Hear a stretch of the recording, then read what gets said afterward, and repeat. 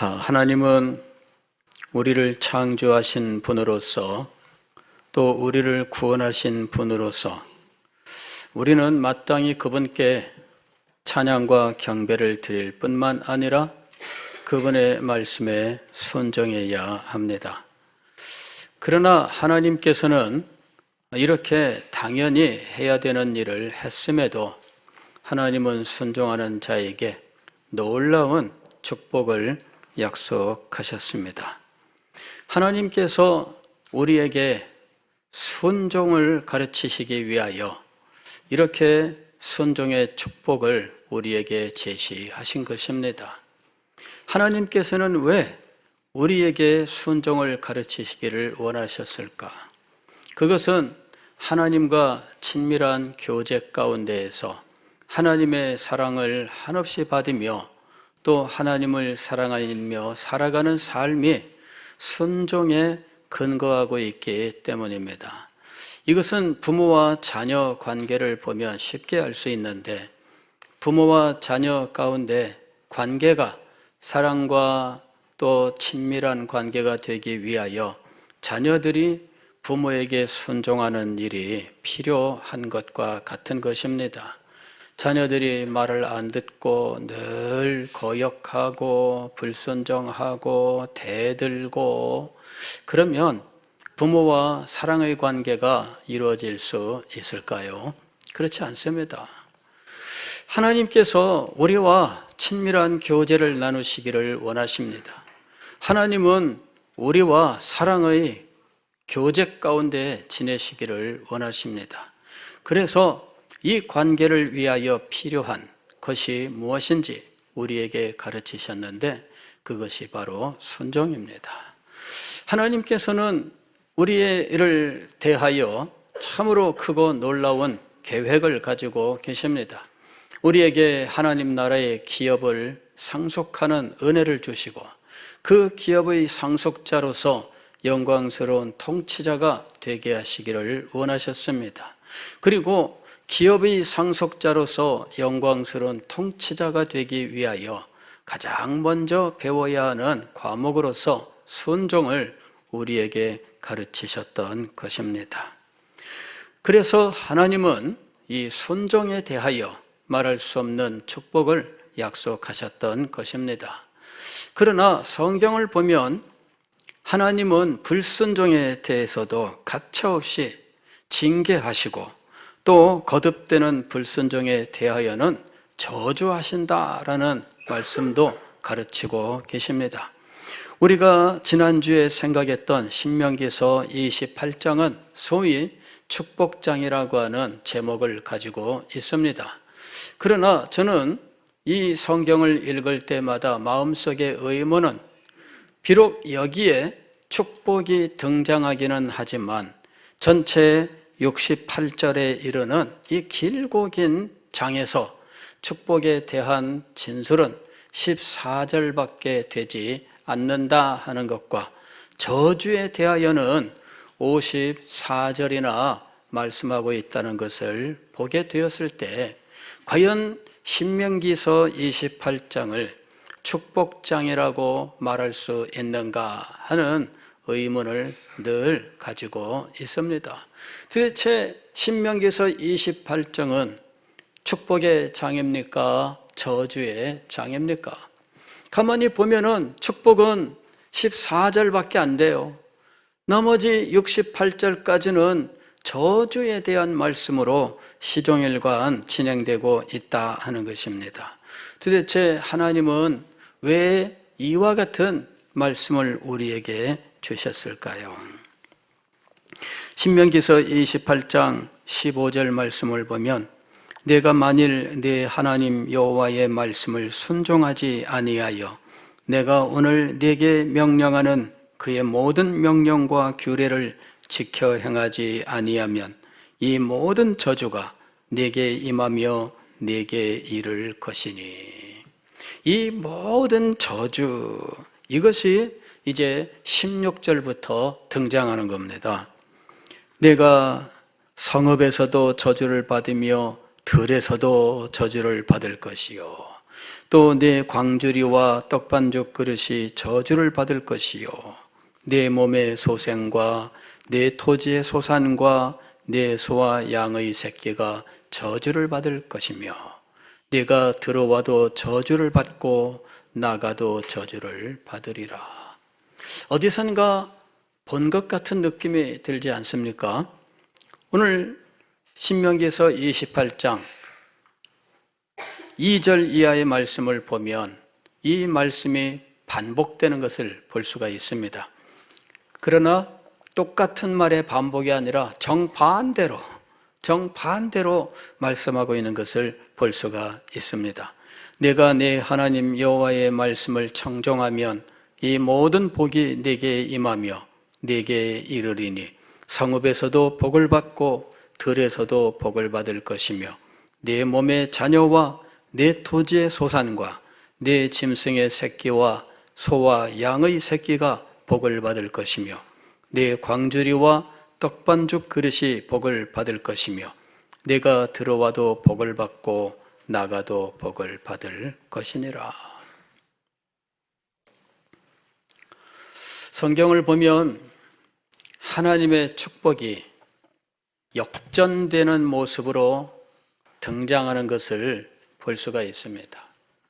가령 아담과 하와가 범죄하였을 때 하나님께서 아담과 하와와 뱀을 저주하시는 장면에서 특별히 이 저주의 장면에서 저주하셨던 그 모든 내용들은 실상은 축복의 내용이었던 것입니다. 가령 아담이 땀을 흘려 땅에서 소산을 거두는데 이것은 노동이라고 하는 것이죠. 노동은 하나님께서 인간에게 주신 축복입니다. 일이 없이 살아가는 삶을 복된 삶이라고 생각하는 사람들이 없는 것은 아니지만 그러나 그것은 그 사람의 개인적인 생각일 뿐이고 인간에게 노동이란 참으로 신성한 것이며 또한 노동이란 복된 것이라고 하는 거죠. 일이 없으면 그 사람의 마음속에서 발전이 없어요. 그 사람의 삶에도 발전이 없습니다. 노동이라고 하는 것을 통해서 인간은 마음도 성장하고 그의 정신세계도 발전하고 그 삶과 육체가 건강하게 되고 이 세상이 점점 더 아름답게 발전하게 되어 있습니다. 노동하지 않는다면 그는 퇴보일 뿐이고 죽어가는 삶에 불과한 것이지요. 그래서 하나님께서 인간에게 노동을 축복으로 주신 겁니다. 하나님께서 땅을 정복하라 하고 말씀하셨을 때 땅을 정복하는 것은 노동을 통한 것입니다. 에덴 동산에서 하나님께서 땅을 정복할 수 있는 훈련을 시키셨는데 그때 아담이 그곳에서 힘썼던 일은 에덴 동산을 가꾸는 일이에요. 이것이 바로 노동입니다. 그런데 하나님께서는 이 노동을 저주하신 겁니다. 노동 때문에 눈물 흘리고 노동 때문에 고통스러워하고 노동 때문에 망하는 것이 타락한 인생이 받은 벌입니다. 하나님은 노동을 가지고 인간을 마음껏 축복하셨는데 범죄한 순간 하나님은 그것을 오히려 저주의 것으로 바꾸셨던 것입니다. 여자에게 임하는 저주도 마찬가지입니다. 여자에게 임하는 저주는 출산이라고 하는 것으로 나타나 있습니다. 고통하고 신음하고 출산이 얼마나 힘들고 어려운지. 그런데 그 출산은 사실은 축복이었던 겁니다. 출산의 기쁨, 출산의 영광, 그것이 하나님께서 주신 복이었습니다. 그러나 인간은 타락하게 되었을 때 그 복이 오히려 변하게 되었다는 것입니다. 여러분, 성경을 보면은 하나님의 복이 그 모양 그대로 오히려 저주가 되는 모습을 볼 수가 있습니다. 신명기서 28장도 마찬가지입니다. 하나님의 말씀을 순종하여 복을 받을 때에는 들어가도 복을 받고 나가도 복을 받는데, 불순종하여 저주를 받을 때는 들어가도 젖어지고 나가도 엎어지고, 하여튼 모든 것이 정반대, 동일한 것들이 오히려 정반대의 결과를 가져오는 것을 볼 수가 있는 것입니다. 하나님의 축복이 임할 때 자녀는 얼마나 큰 복입니까? 그러나 하나님이 저주하실 때에는 자녀가 정말 이런 애물단지가 없어요. 어떤 분이 이 어린아이는 장사의 수중에 화살과 같으니 이러면서 자녀가 얼마나 축복됐는지 기뻐한다 이렇게 이야기하는데, 어떤 분이 그랬다 그래요. 우리 친구 목사님 할머니 되시는 분이 이 분한테 물었답니다. 얘야, 천국에 애들이 있니? 그랬더니 뭐 있겠죠. 야, 그러면 어떻게 천국이니? 웃는 분이 안 계시네요. 얼마나.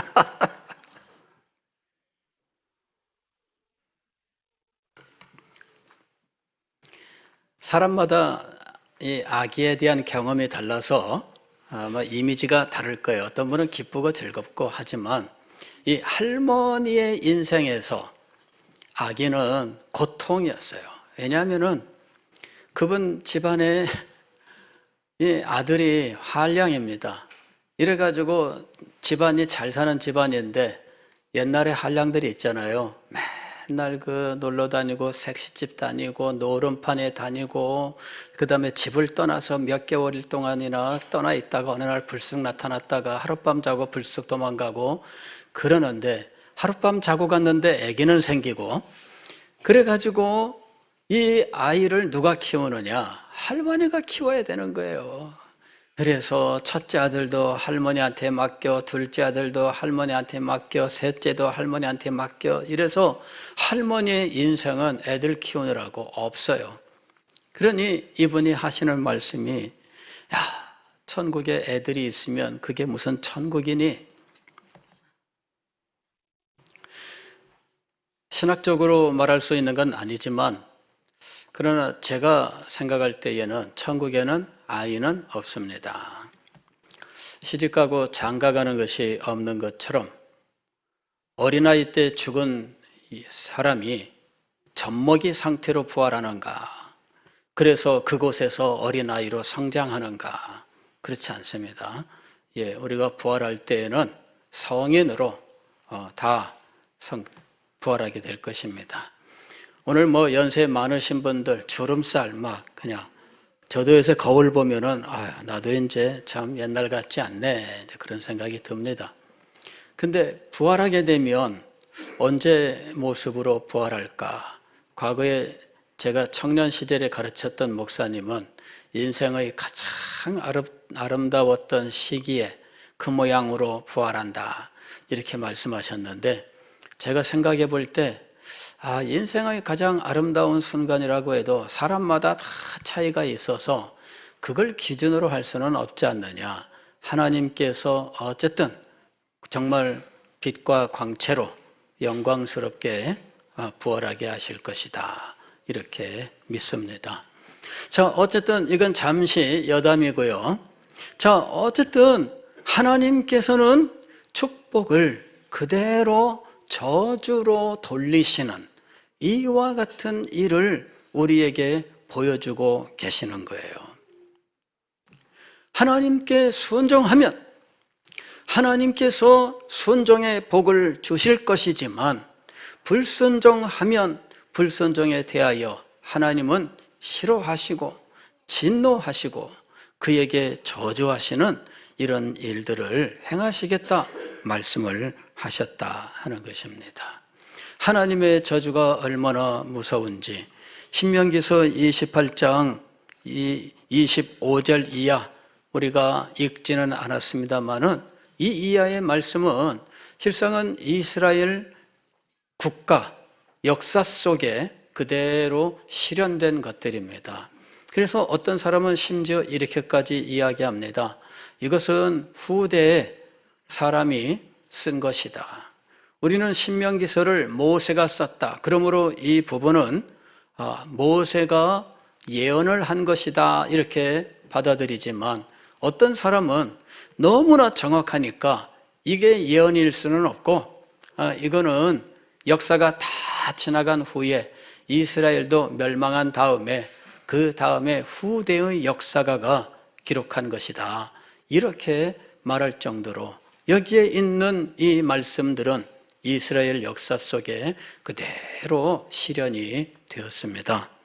자, 왜 하나님께서는 이스라엘 역사 속에 이 저주의 말씀들이 그대로 기록되게 하셨을까요? 그것은 우리에게 순종의 복과 불순종의 무서운 결과를 가르치기 위해서였던 것입니다. 순종하는 자는 언약을 지키는 자요, 언약의 백성으로서 약속하신 언약의 복을 받을 것이지만, 불순종하는 자는 언약의 백성이 될 수가 없고 언약의 백성에서 끊어지고 그는 하나님의 저주를 받는 비참한 자가 된다고 하는 사실을 가르쳐주고 있는 것입니다. 한때 우리나라에 10여 년 전에 유행했었던 주장이 있었는데, 가게에 흐르는 저주라고 하는 것이죠. 가게에 흐르는 저주. 이제 이 주제가 한창 시끄러웠습니다. 그때에 이 가게에 흐르는 저주 사람들이 듣고 많이 두려워했어요. 야, 그 집안에 내력이 있다더라. 이런 말, 옛날 그런 말 많잖아요. 집안 내력이 있어. 그래서 내려오는 내력이 있는데, 이런 우리나라 문화 속에서 이 가게에 흐르는 저주에 대한 이 이야기는 굉장히 쉽게 다가오는 교훈이었습니다. 신명기서 28장은 바로 이와 같은 저주를 우리에게 가르치고 있는 것인가? 그렇지 않습니다. 신명기서 28장은 순종하여 받는 언약의 복에 대하여 가르치되, 순종하지 않아 언약의 백성에서 끊어진다면 그것이 얼마나 비참한지, 그것을 역사적으로 증명하기 위하여 우리에게 주신 말씀이라고 하는 것입니다. 하나님의 약속에서부터 끊어지는 것이 얼마나 비참한 것인지, 그리고 이것이 이스라엘 역사 속에서 그대로 실증되는 것으로 우리들에게 이 말씀이 주어졌다라는 것입니다. 가게에 흐르는 저주는 무엇인가? 미국의 풀러 신학교라고 하는 이 선교 중심의 신학교가 있습니다. 그리고 이 신학교에서 선교와 교회 성장 쪽으로 집중적으로 이 학교가 성장을 해서 전 세계의 선교사들이 풀러 신학교에 와서 재교육을 받으면서 박사학위를 받고 이러는 일들이 있었는데, 그 학교가 유명하게 된 데에는 한 교수의 역할이 컸습니다. 피터 와그너라고 하는 교수가 있었는데 몇 년 전에 죽었습니다. 이 피터 와그너라고 하는 사람도 선교사 출신입니다. 그리고 이분이 선교사 일을 마치고 이제 학교에서 교수 일을 하게 되었는데, 그때 그가 선교지에서 겪었던 일들, 이제 이런 것들이 그의 학문에 아주 많은 영향을 주게 됩니다.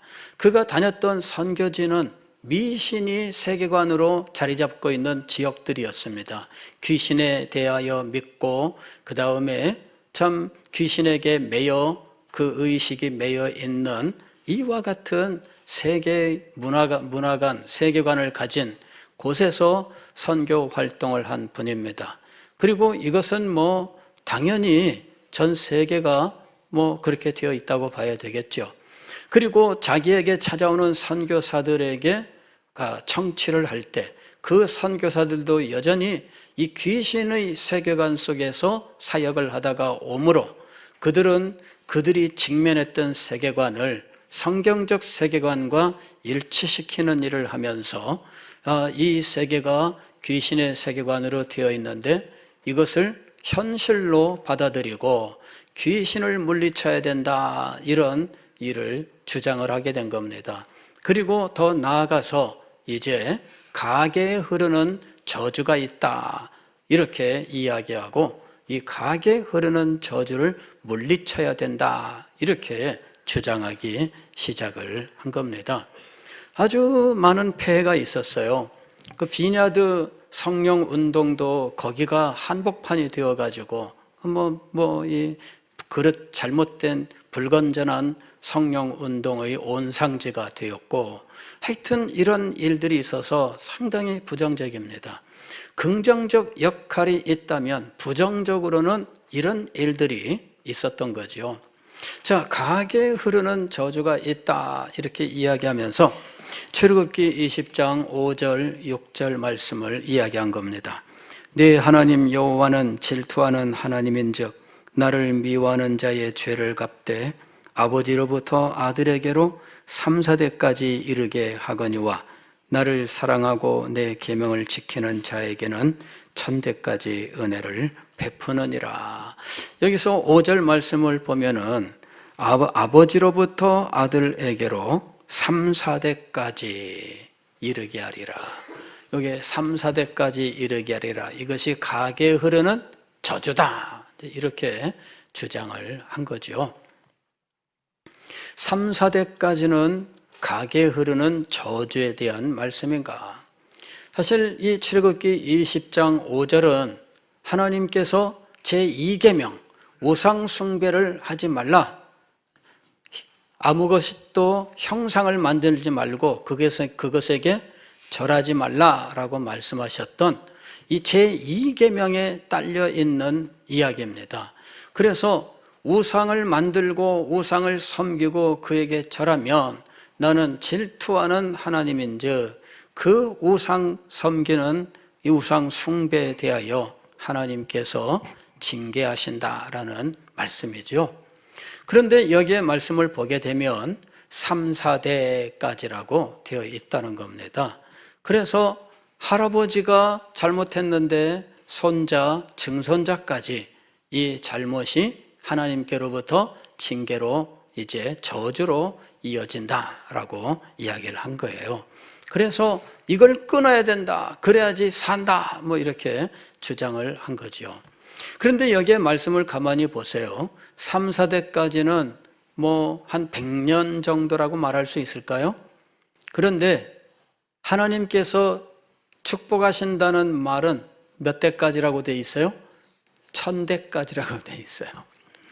이 1000대 1대를 30년으로 계산하고 곱하면 3만 년이 됩니다. 100년과 3만 년 비교하면 비교가 될까요, 안 될까요? 무엇이 더 큰 거예요?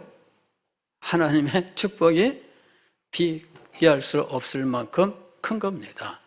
3만 대 100, 이거는 말할 거리가 안 되는 거예요. 하나님의 은혜는 크고 하나님의 진노는 작다.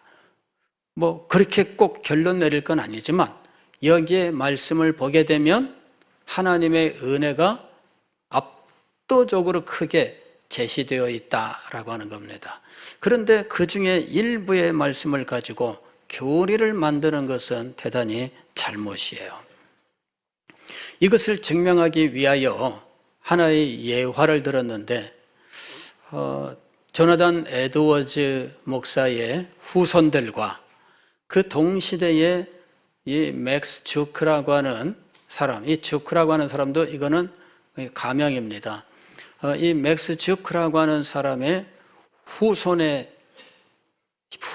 비교했는데 이 맥스 주크라고 하는 사람은 술주정뱅이고 형편없이 삶을 살던 사람입니다. 그런데 그 후손들이 거지가 몇 명이요, 창녀가 몇 명이요, 범죄자가 몇 명이요, 몇 명이요 해서 1300 몇 명의 후손이 다 형편없었더라. 이 조나단 에드워즈 목사는 청교도 목사로서 그 후손 가운데는 부통령도 있고 상원의원, 재판 대법관도 있고 판사는 몇 명이요, 교수는 몇 명이요, 대학 총장은 뭐 누구고 뭐 무슨 그냥 뭐 이 1200명의 후손들이 이랬다더라. 뭐 예화가 있습니다. 제가 이 문제에 대해서 여러분들에게 자세하게 말씀드린 적이 있습니다. 사실은 19세기 후반에 1890년, 91년 이때에 뉴욕 그 교도소에 이 카운슬러 일을 하는 사람이 이 재소자들 상담을 하면서 재소자들에 대한 연구를 하다가 얇은 책을 한 권 썼어요. 그 책 속에 이 내용이 들어가 있습니다. 예, 그렇게 해서 이 조나단 에드워즈 목사의 후손들 이 양 가문을 비교했더니 이랬다더라 하는 내용이 거기에 등장을 해요. 제가 이제 그 책을 찾아서 읽었습니다. 이거는 이제 재소자들을 이제 교화시키는 이제 이런 일을 하기 위해서 상담 자료로서 자기가 이제 만든 거죠. 예. 근데 저는 조나단 에드워즈를 연구하면서 이 예화에서 말하는 것처럼 기계적으로 말할 수 있는가 의문을 가지게 되었습니다. 조나단 에드워즈 목사님은 사실 뭐 유명한 목사님이고 참 저도 사랑해서 그분의 설교와 글들을 아주 깊이 있게 수십 년 동안 읽고 연구하고 가르치고 해왔습니다만은 그렇다고 해서 무조건 거기에 이런 내용들을 적용해서 그냥 무조건 예쁘게 포장해서는 안 된다라는 것을 알게 된 거예요. 이분이 프린스턴 신학교, 과거에는 뉴저지 대학인데 이제 그 대학에 이제 학장으로 가게 돼요. 근데 그분이 학장으로 가게 된 이유는 사실 그 사위가 한 5개월 전인가 갑작스럽게 죽게 되고 이 사위가 그 학교 학장으로 있었는데 사위의 후임자로 가게 된 거예요. 이분은 스톡브리지라고 하는 인디안 정착촌 마을에서 이제 목사로 있다가 이제 여기에 학교 학장으로 부임을 하게 됩니다. 그리고 부임한 지 한 달 만에 죽게 돼요. 부임한 지 한 달 만에 죽는데 이유는 그 당시에 만들어진 백신, 천연두 백신을 맞았는데 부작용으로 죽게 된 거죠. 그리고 그 딸도 어머니가 아직 스톡브리지에서 이사를 못 왔는데 엄마한테 아버지 돌아가셨어요 하고선 편지를 보냅니다. 그래 엄마가 아이고야 이 아버지 돌아가셨느냐, 야 너 참 힘을 내라 이렇게 하고 답장을 보냈는데 답장이 오기 전에 이 딸도 죽어요. 아버지랑 같이 백신을 맞았다가 이 딸도 역시 그만 죽게 되는 겁니다. 그리고 에드워즈 목사님의 그 사모님이 이제 도착을 해보니 두 사람의 장례는 이미 다 끝난 겁니다. 요즘처럼 교통이 발달돼서 착착 오고 가는 게 아니에요. 예. 옛날에 우리 70년대까지만 해도 왜 그랬잖아요. 전보 보내는 거 있었잖아요. 뭐 이 모친, 위독, 금내, 요망 뭐 이렇게 갖고 우체국 가가지고 글자를 줄여가지고 그러면은 데데데데데데 해가지고 보내면 저쪽에서 보내주고 이래가지고 시내버스 타고 나와서 또 타고 뭐 이러면서 오면은 시간이 많이 걸려요. 근데 그 17세기 중엽에 그 시대에는 소식이 가고 오고 움직이고 이게 시간이 많이 걸려요. 그 사이에 남편 장례 끝났어요. 딸 장례 끝났습니다. 가보니까 꼬맹이 애들밖에 없어요. 그래서 이 할머니가 꼬맹이 애들을 데리고 남매를 데리고 이제 스톡브리지로 돌아오는데, 돌아오는 여정에 이 할머니도 죽어요. 결국은 이 4살, 5살 꼬맹이가 스톡브리지에 왔을 때에는 집안에 미성년 삼촌과 이모들밖에는 없는 상황이에요. 그 정도면은 그 집안 망한 거 아니에요? 나중에 이때 할머니랑 같이 스톡브리지로 오던 요 꼬맹이가 나중에 커서 어떤 인물이 되느냐 하면 미국의 부통령이 돼요. 대단한 거라고 생각할 수 있지만 알고 보면 이 사람이 정치계에 들어갔는데 맨날 청개구리 같이 행동하는 인물이었습니다.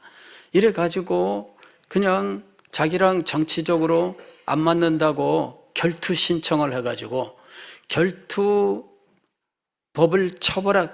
결투해서 상대방을 죽여도 처벌받지 않는 주로 이동을 해서 거기에서 두 사람이 총을 꺼내서 서로 마주보고 쏜 거예요. 이래 가지고 상대방을 죽였습니다. 그게 이 아론 버 주니어예요. 이 사람이 부통령이 됐지만 무슨 대단해서 부통령이 된 게 아닙니다. 하도 시끄럽게 떠들고 이렇게 다니니까 그냥 어쩌다 보니까 부통령이 된 사람이에요. 그런데 이 사람은 실상은 무신론자예요.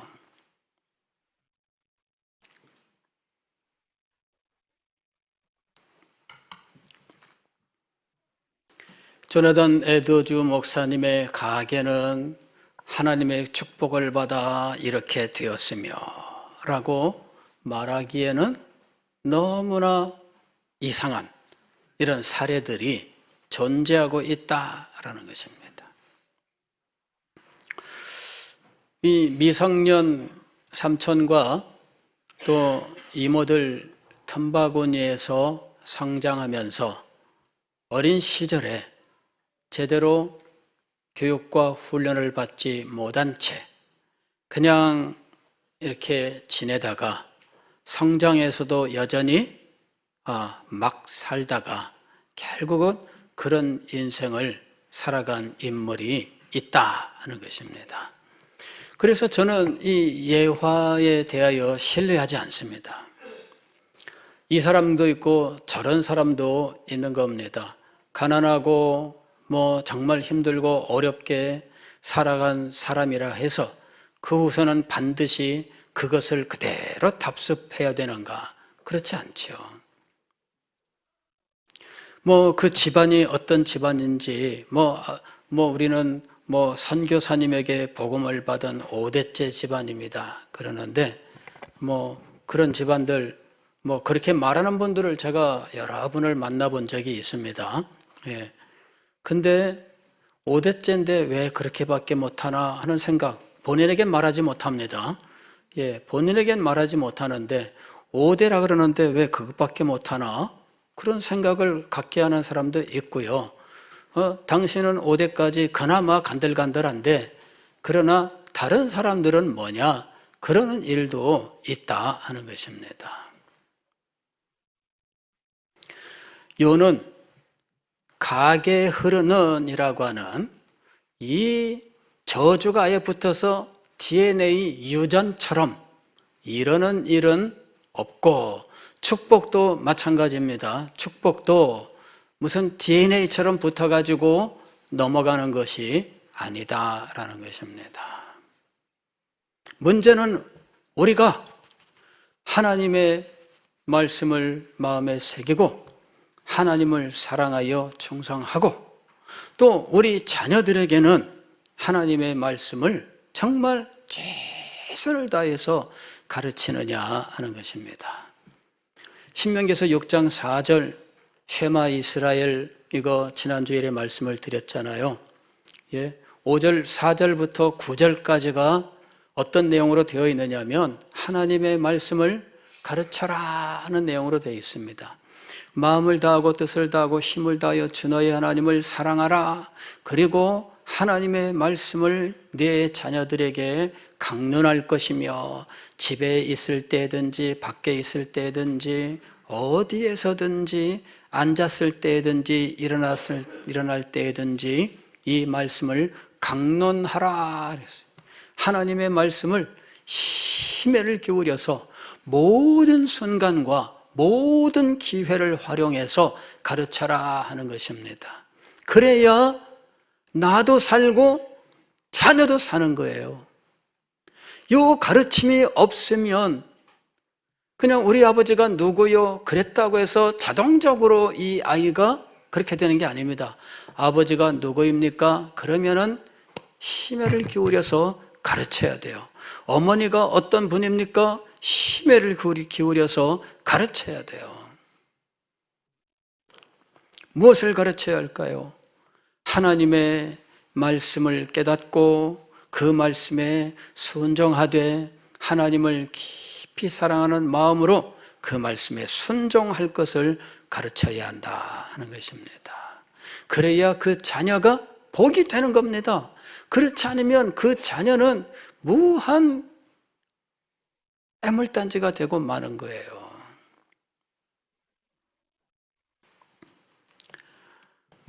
우리나라에서는 이 가게에 흐르는 저주에 대해서 보급했던 목사가 있습니다. 꿈의 축제교회라는 교회의 이윤호 목사라고 하는데, 이분은 자기 책이 나와 있기 때문에 가게에 흐르는 저주를 어떻게 끊을 것인가, 이렇게 끊어라, 이런 책을 냈던 분이니까 제가 이름을 얘기합니다. 그 책이 많이 팔렸어요. 그런데 이분이 10년 전에 2013년에 합신 측 기관지인 기독교 개혁 신보라고 하는 것에 기고문을 올렸습니다. 근데 그 기고문은 무엇이냐면 자신이 이 가게에 흐르는 저주에 대해서 책을 쓰고 그것을 강의하고 다녔는데 그것에 대하여 회개하는 내용으로 이렇게 글을 올린 겁니다. 4가지 사실에 대해서 잘못되었노라 이렇게 진술을 하는데, 표현이 잘못되었다. 가게에 흐르는 저주라고 하는 말은 성경에 나오지 않는다라는 거죠. 굳이 말할 수 있다면 부모가 잘못한 그 잘못된 믿음이 자녀들에게 잘못된 영향으로 나타날 수 있다. 이렇게 말한다면 이는 괜찮은 것이지만 그것을 가게에 흐르는 저주라고 표현한 것은 이거는 잘못된 것이었다. 이렇게 이야기를 합니다. 실제로 부모가 잘못하여 자녀에게 그 부정적인 영향이 나타나는 일은 이것은 인간 세계에 비일비재한 일입니다. 신앙의 세계에서는 아주 큰 거예요. 부모가 집에서 무심코 그 목사님 흉을 보고 또 교회 성도들 장로님 집사님 흉을 보고 그 다음에 서로 편가르기가 있어가지고 네 편 내 편 이런 어떤 식의 다툼이 일어나고 그런 것을 집에서 목격한 사람들은 정상적 믿음을 갖기가 힘들어요.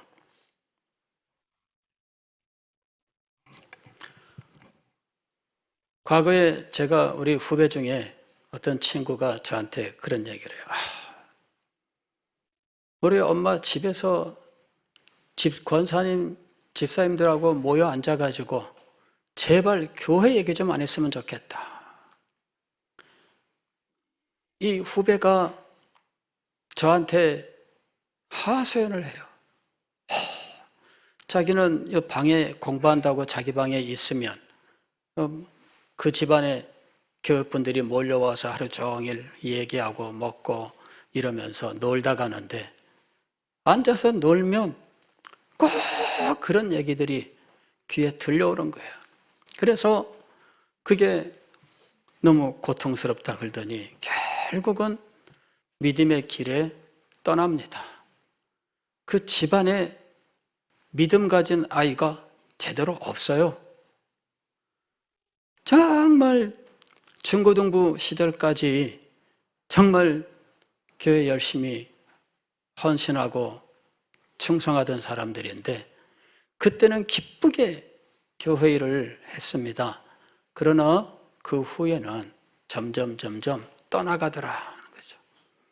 이거는 하나의 예입니다. 제가 아주 가깝게 지내던 후배의 집에서 일어난 하나의 예에 불과하지만 그러나 이런 일들은 대한민국 교회에 비일비재한 일입니다.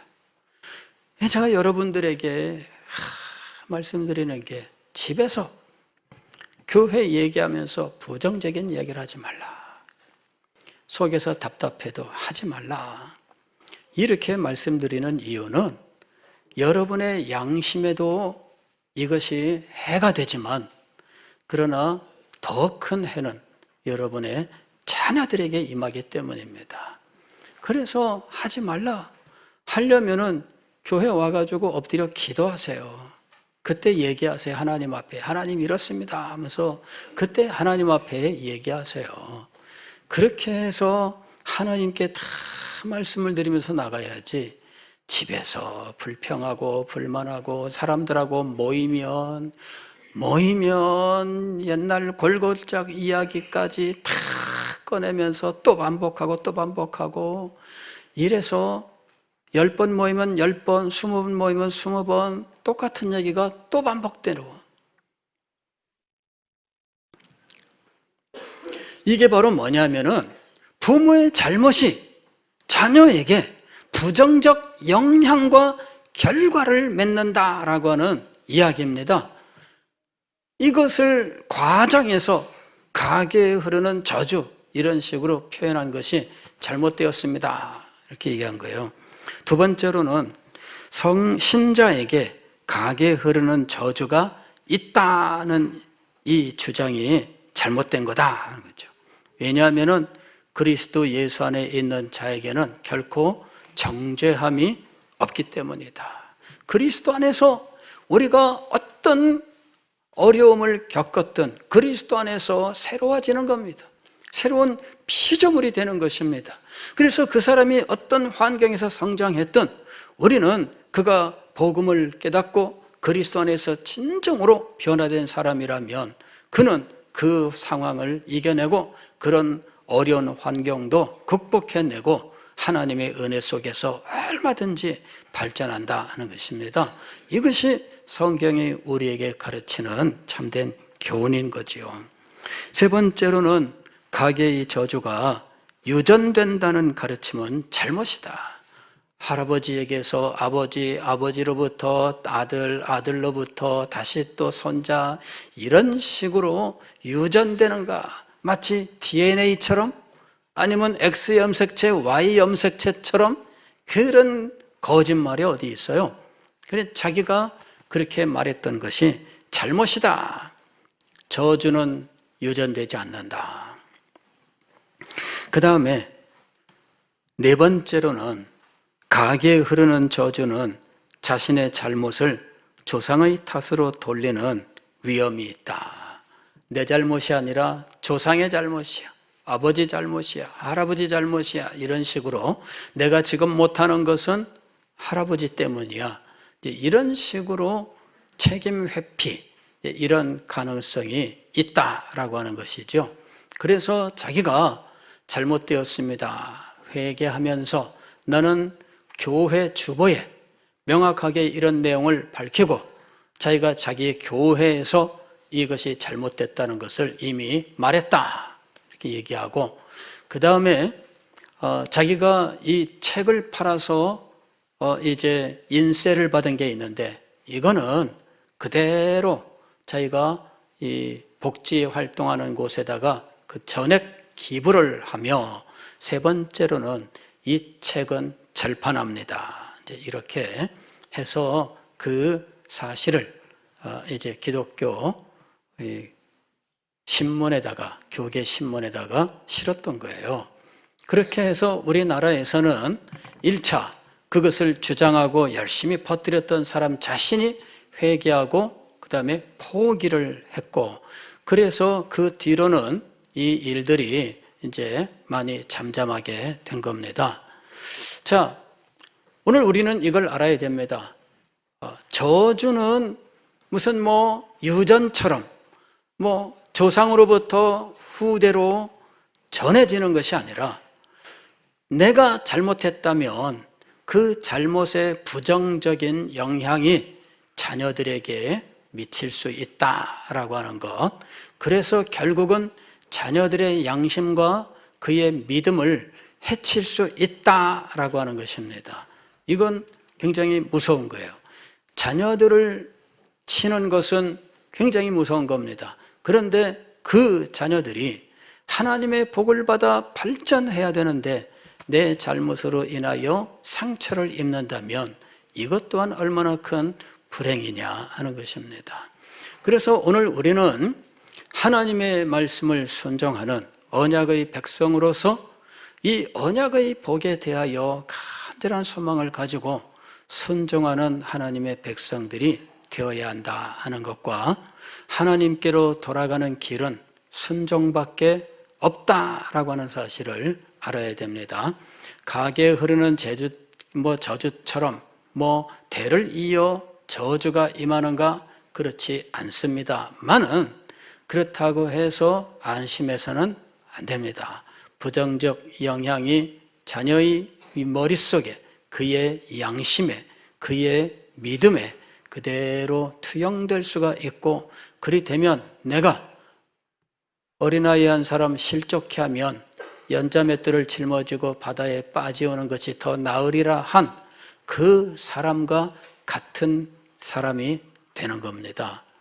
그래서 여러분 하나님의 말씀에 순종하세요. 하나님을 사랑하되 마음을 다하고 뜻을 다하고 힘을 다하여 주 너희 하나님을 사랑하라. 또 어떤 순간 어떤 형편에서든 자녀들에게는 하나님의 말씀을 강론하되 말씀을 가르치는 그것으로 끝나지 않고 순종하는 자가 되라 것입니다. 청종하는 자가 되라. 그리하여 주께서 주시는 복을 받아 누리는 우리 세대가 되시기를 주의 이름으로 축원합니다. 기도하겠습니다.